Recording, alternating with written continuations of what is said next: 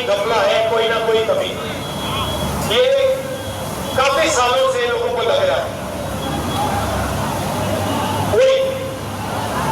काफी लोगों को लग रहा है कि कोई ना कोई कहीं ना कहीं चोरी कर रहा है। तो महाराष्ट्र में लोकसभा का चुनाव होता है और उसमें इंडिया गठबंधन जीतती है। 4 महीने बाद विधानसभा का चुनाव होता है और उसी महाराष्ट्र में बीजेपी का गठबंधन स्विंग करता है और हमारा गठबंधन दिखता ही नहीं है, गायब हो जाता है।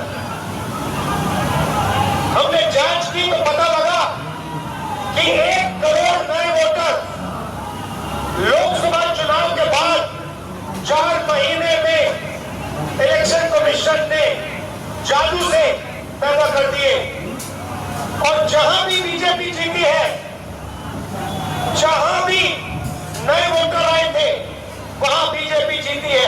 हमारा वोट कम नहीं हुआ। इंडिया गठबंधन का जितना वोट लोकसभा में था उतना वोट विधानसभा में बीजेपी को सारे के सारे नए वोटर मिले।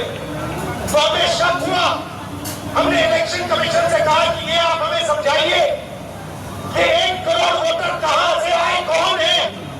इलेक्शन कमीशन हमें कहता है हम नहीं समझाएंगे, हमें कोई जरूरत नहीं है तुम्हें समझाना। फिर हमने उनसे कहा कि देखिए आपने सीसीटीवी लगा रखे हैं, कानून है कि सीसीटीवी, जो भी सीसीटीवी मांगेगा, जो भी पार्टी सीसीटीवी मांगेगी वो देना पड़ेगा। वो कहते सीसीटीवी नहीं देंगे।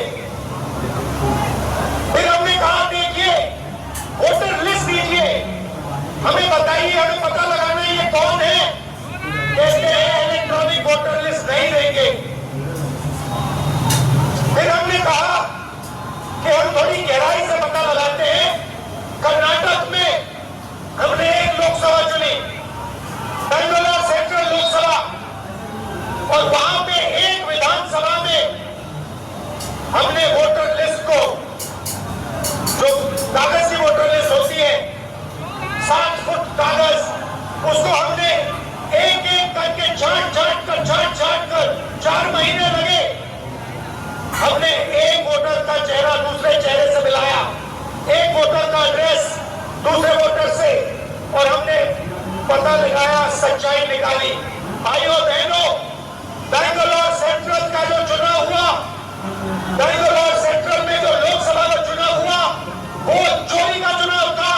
इलेक्शन कमीशन और बीजेपी ने मिलकर बेंगलोर सेंट्रल में चोरी करी है। मैं आपको ये गारंटी देके कह रहा हूं, मेरा प्रेस कॉन्फ्रेंस देख लीजिए, उधर लिस्ट बनी हुई है, डुप्लीकेट वोटर फॉर्म 6 में अलग अलग एड्रेस, एक छोटे से घर में 50 अलग अलग वोटर, एड्रेस 0। हमने 1 लाख ऐसे वोटर देश को दिखा दिए। और इलेक्शन कमीशन क्या कहता है?